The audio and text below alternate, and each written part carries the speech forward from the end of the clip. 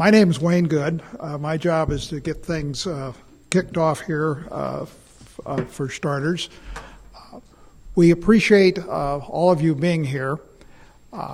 This is a very important function that the Board of Curators is undertaking, and we certainly want as much public input as we can get, and we're doing that in a couple of different ways. Before I go any further, let me introduce several of my colleagues that are here, staff and so forth, who you will hear from later, and they won't be speaking at this moment. But joining me at the table is my fellow curator, Don Downing. Chancellor Tom Charge is in the front row here. Betsy Rodriguez, University System Vice President, is here in the front row. And Cindy Harmon, Secretary of the Board, is always busy somewhere. I see her over there in the corner. We also have with us an advisory committee to the Board of Curators that are very much involved in the search. Thank you all for being here, for participating in the overall task, and again, we really do appreciate that.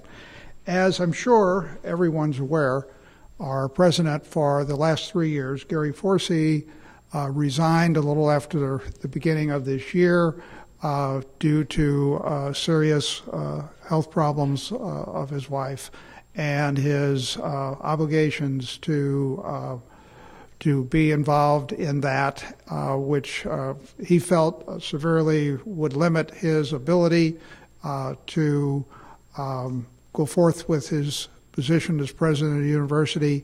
And he first took a leave of absence and then decided it was best to resign. Gary was really, I think, getting the things he wanted to accomplish done. And he had a good 3 years.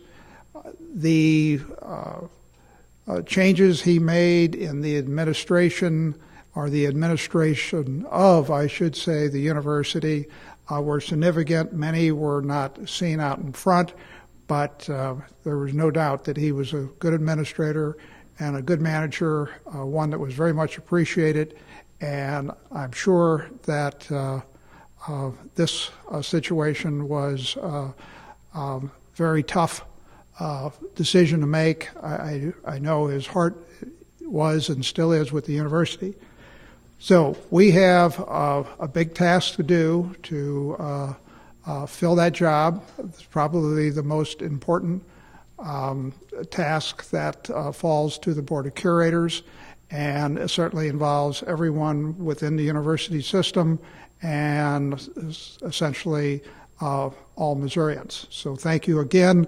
I'm going to ask Don to come up and say a few words, and then we're going to get into the program.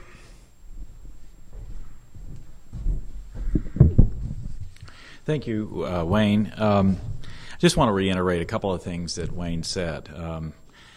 We are very focused on how important this task is. Every member of the Board of Curators, every member of the search committees, the advisory committees, this is something that's, as Wayne said, I think one of the most important things, if not the most important thing, that the board will do over the next several years. So I want to assure you that it has our entire focus. We will be having numerous meetings over the next several months, and we are very focused on this. And today, we would very much appreciate from hearing from any or all of you your thoughts on qualities that you think would be helpful to have in a new president. I think Gary Forsey set a pretty good mold, but there are other molds out there. And we're very open-minded. We don't come into this, none of us come into this with a preset disposition on we have to have somebody from this background or anything like that. So we're very open. We'd love to hear your comments today. Before we get to that, though, I would like to put into context how big this job is and how important this job is. let me talk a little bit about the statewide reach of the University of Missouri system. And I'm going to go through some facts and figures with you, and I'll point out what some of those dots mean on the board. We have, to start off with, the University of Missouri has a mission as the state's sole land-grant public research university to discover, disseminate, and preserve and apply knowledge. The radius of this impact is tremendous. And again, to go through some of these facts and figures, we have 4 campuses where we educate 45% of all undergraduate students at public four-year institutions in the state, 64% of the state's graduate students, and the overwhelming majority of professional school students. And obviously those campuses are represented by the yellow dots on the map. We also have 22 agricultural experiment stations where research in agriculture, forestry, animal science, and natural resources has benefited Missourians since 1888. Those agricultural experiment stations are represented by the green dots on the map. We also have more than 30 small business and technology development centers staffed by business development professionals who help create or retain tens of thousands of jobs for Missourians, which are represented by the light purple dots. We also have extension centers in nearly all of the state's 114 counties that provide a wide range of educational programs, including agriculture, nutrition, health, youth development programs like 4-H, and continuing education. Those are represented by the orange dots. We also have a telehealth network that delivers health care to patients at 200 endpoints in 55 Missouri counties, ensuring the health of all of our citizens by providing top-quality medical care at the lowest possible cost, regardless of where they live, represented by the blue dots. And finally, the conduit for internet connectivity, technical support, and video conferencing services across the state through one of the nation's first educational telecom networks, the Missouri Research and Educational Network, or MORENET. MORENET links Missouri K-12 schools, college, universities, 319 public libraries, healthcare system, and state government. And those are represented by 931 dots. I think there are 931 there. I didn't count them all. So just to give you some sense of the magnitude of this job that we're searching for the perfect candidate for, it's a big system, big responsibilities, and we welcome your help in any way you can give it. Without saying anything further, I'll turn it over to Chancellor Tom George. Well, thank you very much, Curator Good and Curator Downing. What I would like to do is give you a sense of some of the operational aspects of the President of the University of Missouri system. And you might, even if you can't see everything that's on this, the table's blocking a bit, let me just go through what we call a flow chart of largely what reports to the President of the University of Missouri system. Let me also add to our curators that we are definitely interested in feedback, not just from people that are in this room now, but from people later. I'm certainly welcoming people of the search committee, and the advisory committee will certainly welcome comments by email, phone, in person. And it's actually a two-way street. What we're doing now, before we get your comments, is going in your direction with information, and then what's really critical is getting information from the campus and from the greater community. The Board of Curators are appointed by the governor. There's 10. There's a student representative and 9 curators. One at the moment representing every congressional district. We'll be sorting through that within the state shortly as we go to 8. And there's a majority of 5-4, Republican, Democrat, or Democrat-Republican statutorily. Reporting to the Board of Curators is the General Counsel. And those are the offices that handle all of the legal aspects. And currently, actually, the General Counsel is serving as the interim president, Steve Owens. While it reports directly to the Board of Curators, I think it's probably fair to say that the General Counsel interacts as much with the president of the University of Missouri system, the chancellors, and others. So it is a reporting relationship just to the board, but General Counsel is involved in the whole system. And, of course, the secretary to the board. Then reporting to the president most immediately is a chief of staff and an associate vice president for strategic communications, marketing, getting the word out, and making sure that we're telling the correct story for University of Missouri system. There are 4 campuses, as we've heard. The system was formed in 1963. This one right here is the baby. I mean, I still like to think of us as a teenager in the system. We're still growing and starting to flex our muscles. But we were formed in 1963. 2 campuses already existed, S&T, a school of mines, and then also the original flagship land-grant university at Mizzou. And then University of Missouri, Kansas City, a private university, a collection of private schools. Anyway, all brought together into what's now a fantastic system. We have the chancellor at Mizzou or MU. We have the chancellor at UMKC, the chancellor at Missouri, S&T. It used to be University of Missouri-Rolla, then got changed to S&T for reasons which make total sense to me. And then here at the University of Missouri, St. Louis. So four outstanding campuses. And then we have a team. We're all called general officers, vice presidents and chancellors that report to the president, but there's a team located in Columbia, largely at University Hall, and this includes Missouri University Healthcare Advisory Board, and that currently is chaired by the president of the system.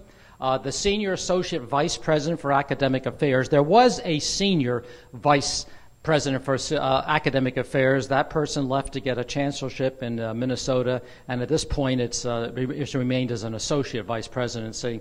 Senior associate vice president for research and economic development, vice president for information technology, vice president for business and or for finance and administration, vice president for human resources, which is Bessie Rodriguez, and she's here now, and then vice president for government relations. And I must say that we work with all of those offices here on the campus. And I'm now in my 8th year, and I must say this is probably as tight a working group as I've seen among the chancellors, among the all the general officers, the vice presidents, and the board of curators. So, the new president of the University of Missouri system is not coming into a problem.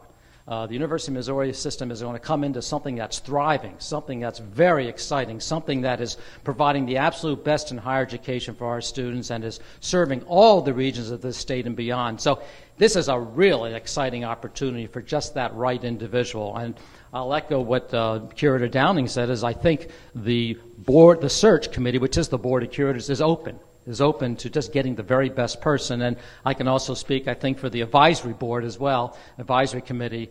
There's one person from St. Louis who's not here. That's Rick Rosenfeld. He's a professor of criminology or criminal justice. He's out of town, but that's one more person from the St. Louis region that's on that. I guess we'll go to one more slide for me. Now, you might say, what kind of characteristics do we want in the president of University of Missouri system? And let me start off by saying this is a draft slide. It's not a slide in stone. It's simply just to get ideas going, and then the 2 committees are going to be working on this as it gets fine-honed, and ultimately with the search firm, when the external search firm gets identified. But 1, understand the university's unique role and mission and advocate for continual improvement in all 4 mission areas: teaching, research, service, and economic development. Back when I arrived in 2003, we actually had 3 legs to a 3-legged stool, which was research, teaching, and service. And then at that time, University of Missouri System President Elson Floyd added a 4th dimension or a 4th leg to that stool. So now, and we've continued to embrace that, and so that we now have economic development as well. And certainly this campus is as involved as anyone in economic development. Leverage the institution to advance the state. We are the public research land-grant university. That's part of that's our responsibility to advance the state. Tirelessly champion public higher education. And President Forsey did this extremely well, and so it's not just the University of Missouri system, but it's all of public higher education and ultimately higher education. We interact right here in the St. Louis region with as many private universities as we do with public universities. We're all, if you will, in this together. Create and sustain a culture that focuses on performance and results. Again, a series of processes that President Forsey did put into place. Accountability. Every accreditation agency now that looks at universities are looking at accountability measures. We have these in place, and certainly we want the new president to re-examine those and make sure we have those kinds of aspects in place. Be an effective and compelling communicator. And communication these days comes in many forms, certainly standing in front of a group and speaking, but also writing, verbal, electronic, Facebook, Twitter, whatever all the combinations of communication are. Cultivate relationships with multiple constituencies. I think probably the University of Missouri system has more interactions and partnerships than any other entity I can think of in the state. Whether it's with the private sector and industry, private individuals, state agencies, and it's not just in the state of Missouri, it's throughout the country and the world. It's a complicated mosaic of interactions, and we do it extremely well at the University of Missouri, as well as anyone. Lead with vision. And certainly we have mission and vision statements now, but certainly when a new president or a new chancellor comes in, they look again at what the campus or what the system is doing and re-examine what that vision is and then lead with that vision. Have business acumen. Clearly, President Forsey had that, and I can't think now of any presidency or chancellorship where you don't have to have business acumen. I mean, you're running an enterprise. I mean, a university is a complicated enterprise, and finances and success of all of your constituencies, and I use the word loosely clients, but to those are your students and all that, that's very important. Demonstrate the ability to manage a complex and diverse organization, and nothing's more complicated than University of Missouri system. I mean, we're talking about 65,000 students, and we're talking about a state budget alone of $430 million, but overall $2 billion just when you look at all the expenses that get involved. Be a strategic thinker, and that couples with also leading with vision. Instill an atmosphere that reflects strong, positive values and integrity. And we certainly want the highest integrity in our leader. Assemble and empower an excellent team of proven leaders and be able to work with a diverse board of curators. And so the leaders are the immediate team, the chancellors and the vice presidents, and of course the board to whom the president reports. And as Curator Downing said, probably one of the most important, if not the most important task that the board does is identifying and appointing and nurturing the president of the University of Missouri system. And then balance work and personal life. For that little bit of time you have left for your personal life, get that balance. If you're in a position like this, the bulk of your time, personal and business, all intermingle, and you shouldn't be in the position if you don't like it. And certainly we've had great leaders in the past, and I know we're going to get another great leader. So with that, I'm going to hand this over to Betsy Rodriguez, who's our Vice President for Human Resources, to go through some of the mechanics of the search process. So Betsy. Thank you, Tom. I'll do this quickly, and welcome to all of you. I've heard a few people describe that list that was just up as somewhere between God and Superman or Superwoman, so I'm sure you'll have things to add to that as well. Let me give you a quick picture of what we've done so far. In January, the Board of Curators established itself as the search committee, including the student representative. And then shortly after that, and they met last Friday for the first time, the search advisory committee met, and you've met some of those folks here on the front row today. There are 20 people on that committee. And then also in February, the board selected a search consultant, and that search consultant is Greenwood Asher and Associates. And the two women who own that firm, Jan Greenwood and Betty Asher, will be personally serving as our search consultants. They have a wonderful track record of attracting high-quality, diverse candidates to pools like this, and we're very excited to have them on board. And then, of course, beginning now, we're in the middle of doing these public forums. So what's coming up next? Well, the search committee will continue to meet, and so will the advisory committee, and that all leads up to March 22nd. And the goal is at the March 22nd board meeting to finalize that list that you saw earlier that Tom went through with you. Finalize that, what exactly are we looking for, and to formally post the job. And that would occur sometime in late March. And then all bets are off at that point. It's very hard to know what the schedule's going to look like because you have to see who ends up in the pool and when. And so hopefully at that point we'll be starting to look through candidates and potentially even doing some interviewing. And I think it would be very interesting if you would mark this on your computers. We actually are following an awful lot of this through a presidential search site. And this is on the web, and you can follow just about everything that we're doing. We've posted all the documents so far, including the slides that you saw today. Those are posted on the website. I don't know, including the draft statements, there's going to be a link eventually to our search consultant. So if you want to nominate somebody for the position or you know somebody who would like to nominate themselves, you'll have the link to do that. So I encourage you to follow us on that. And with that, I'm going to put this slide back up, which is the list of qualities, but you certainly don't have to follow this at all. And we'll open it up, and I'll have Tom, you want to come join us up here, and we'll listen to what you have to say, or if you have any questions, we'll be happy to answer questions. Who wants to start? Okay. My name is Kathleen Sullivan Brown, and I'm an associate professor here at UMSL, and I thought I'd start it off. I work in the College of Education in the Education, Leadership, and Policy Studies area. And when you say understand the university and its mission, I assume you're talking about the University of Missouri system, but I think it's important that the new president also understand the role of universities in the nation and in terms of metropolitan economic development. I think President Forsey did a great job, and I appreciate the business acumen, as you said, that he came in with.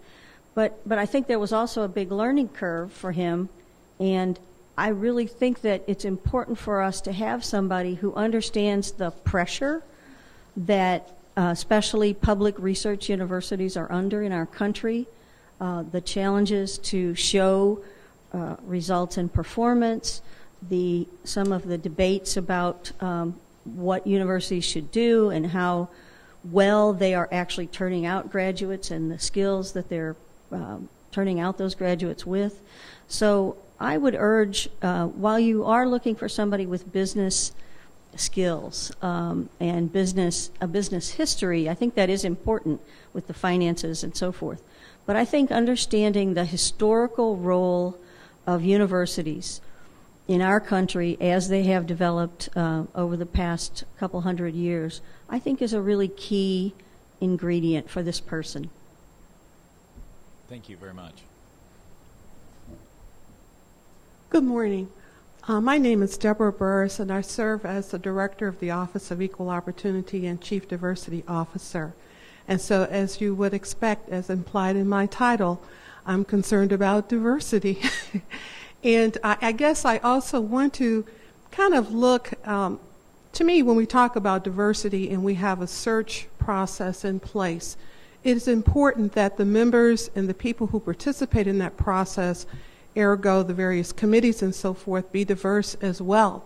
Because again, I realize that we have a search firm that we've hired who will, I'm sure you've given them the charge to build a diverse pool.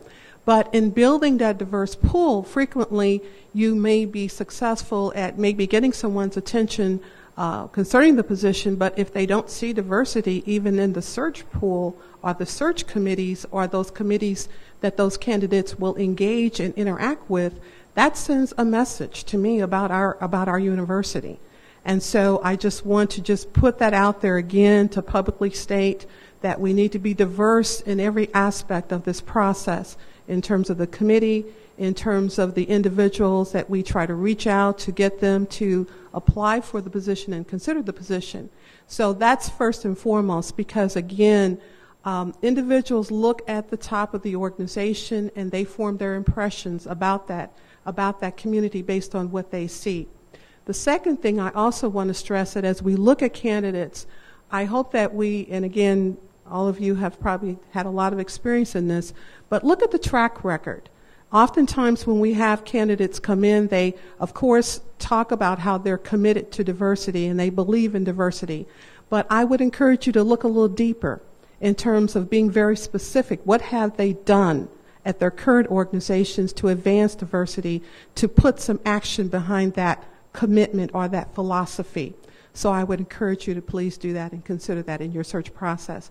I noticed in the list of characteristics that you're looking for, there's a list of dealing with diverse board members, dealing with diverse community. Again, I would encourage you to look at that broader than just, folks from the rural community, from the urban areas, traditional students, non-traditional students, but look also at their track record in terms of cultural diversity. But the last thing I wanted to ask as well, an individual who's accustomed or who has a track record of dealing with diverse communities, because as you showed in that state of Missouri, and again, we deal with our university, as awesome as we are, we serve a very diverse state of Missouri and beyond that in terms of our international stretch. And so we must have individuals at the table who truly understand that community that we serve. Thank you.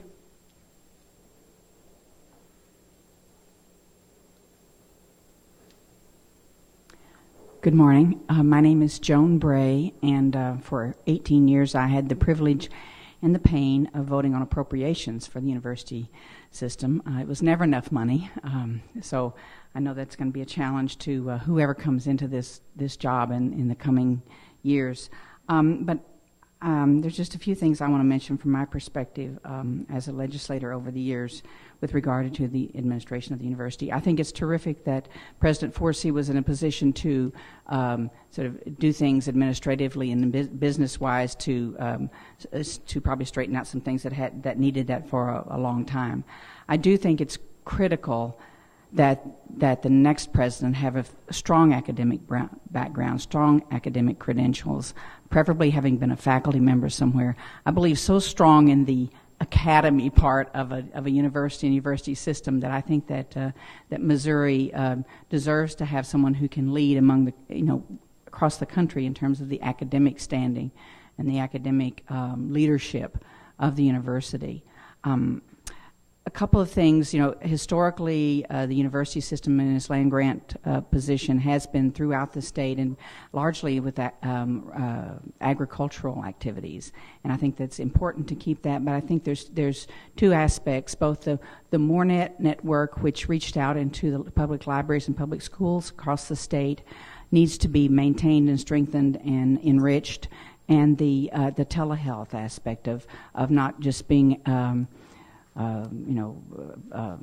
technology, but a true service to the residents of Missouri in the challenges of healthcare in the future.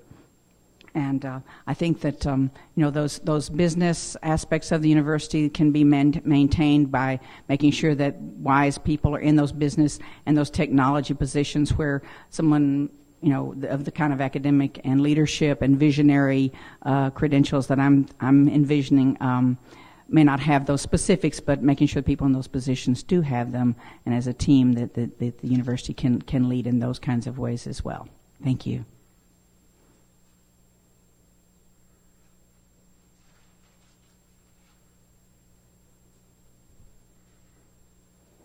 I'm Betty Van and I do public affairs and economic development at the university, and I appreciate everything all the previous speakers have said. I would like to emphasize that I think that the new president has to have, as well as business acumen, political acumen, because at the end of the day, we are a political institution. After all, land grant wouldn't have existed if the southern states hadn't, quit, and they finally were able to get the thing passed. So somebody has to be understanding of how the political process works and have demonstrated that in order to lead us in obviously changing political times. So I think that political acumen would be respected by both sides of the aisles, having some experience working in the public sector and understanding that aspect. Thank you.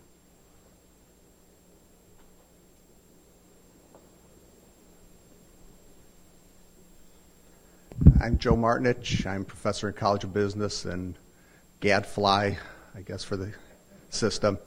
One of the characteristics I didn't see listed was that the new president, in my opinion, should have a true belief in and a commitment to faculty and staff involvement in decision making. That we have this great human resource that we serve the state with, and the university needs to take advantage of that itself. I think there are models that existed. I think IFC has been very helpful over the years. I think the Special Advisory Committee on the Pension Fund has been a model of using the resources, the institutional history of faculty and staff, and I'd like to see a president that, and we've had them in the past, who really believe in that and are committed to it.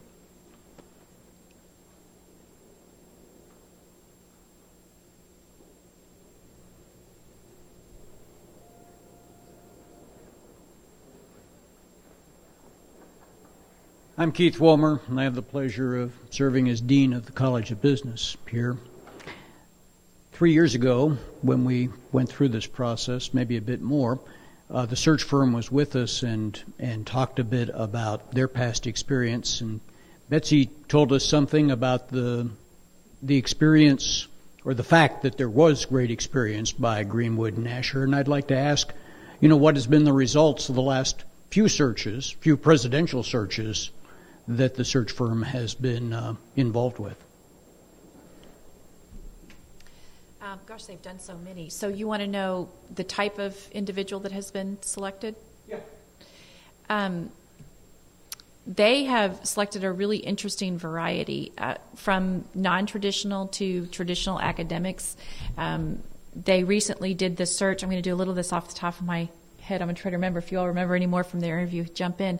They did University of Massachusetts recently, which was a non-traditional hire for them. They're in the process of doing University of Kentucky, which is not a system position, but a large campus. They've done a number of positions in Texas. And I would say overall, mostly they put academics into those kinds of, in the long run, academics are selected, but they've certainly done some non-traditionalists as well. They have a very good track record in diversity of placing both women and minorities in high-level positions, both president and chancellor level positions. And one of the reasons that we selected them is that they have they build a really strong relationship with the university, and something like 97% of their businesses are repeat clients. So people, after they fill the top level position, often ask them to come back and fill other positions that are vacant on that team.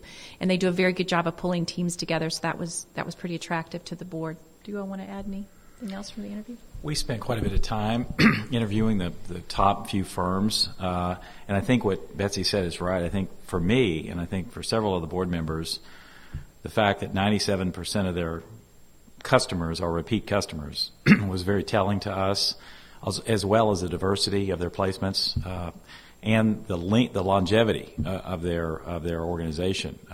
Betsy, you can refresh me on this, but 20 years plus they've been doing this very successfully. And they both served as both presidents and chancellors, albeit in smaller institutions, but both Betty Asher and Jan Greenwood have held. One's an ED, one has a PhD, higher ed PhD, and one has a more traditional PhD, and both have led institutions as presidents or chancellors.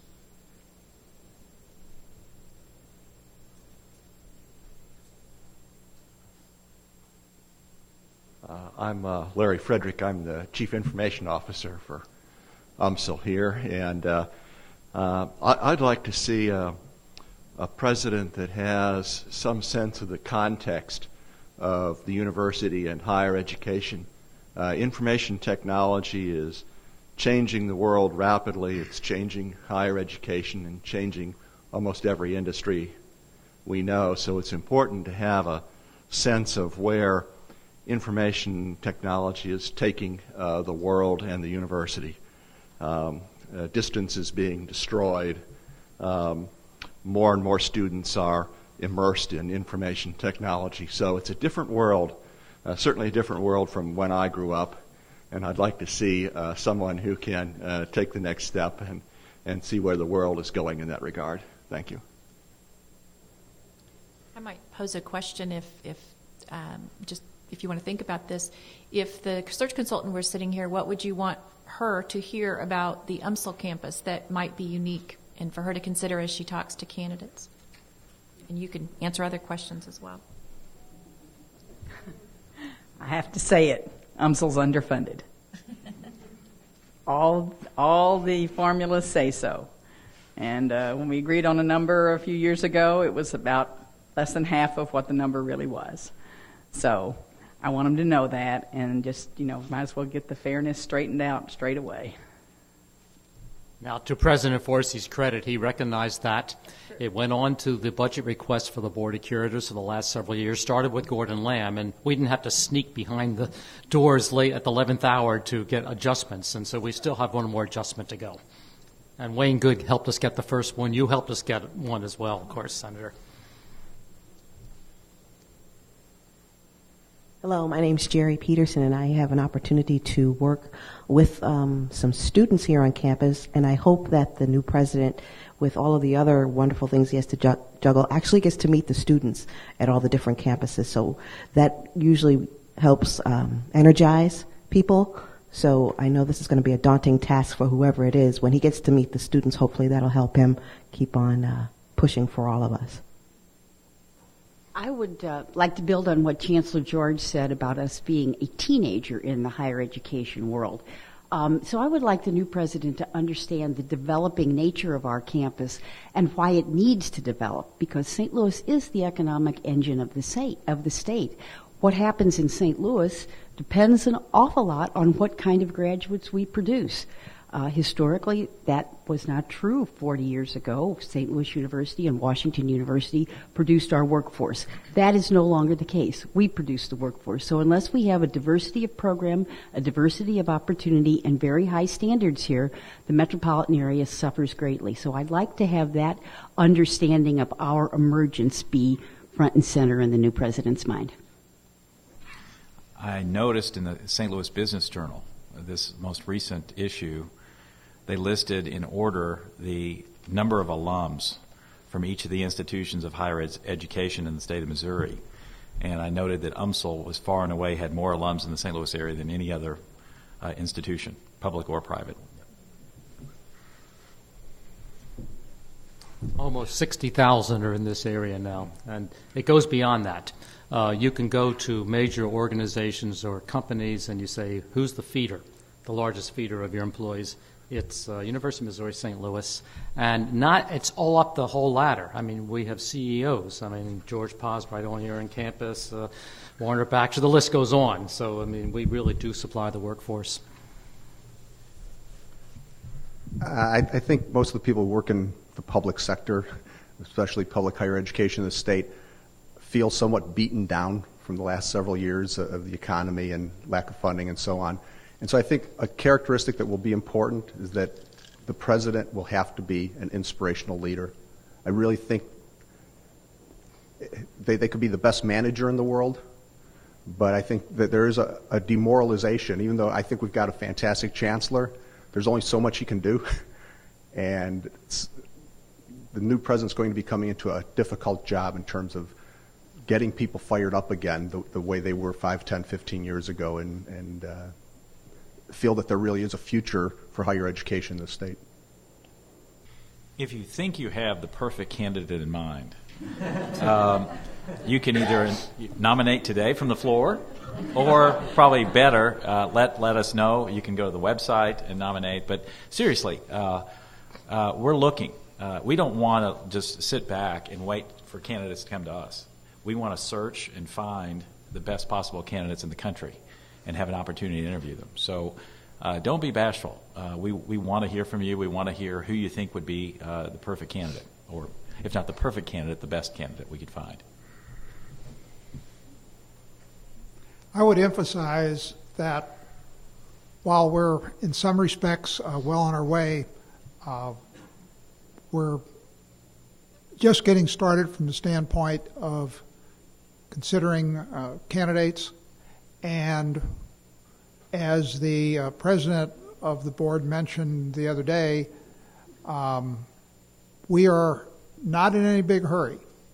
We have an interim a president that knows what needs to be done, short run, and so the university is being well run.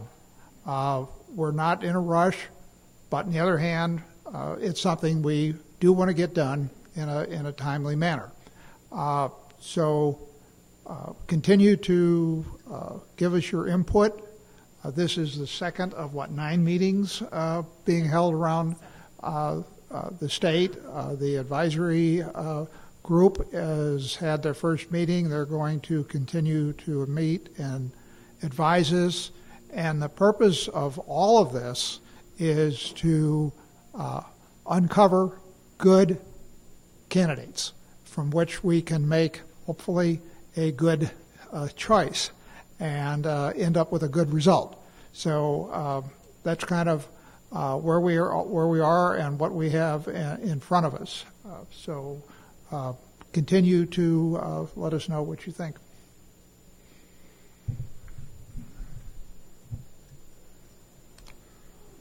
I think we'll stick around for a few minutes if people want to do one-on-one conversations.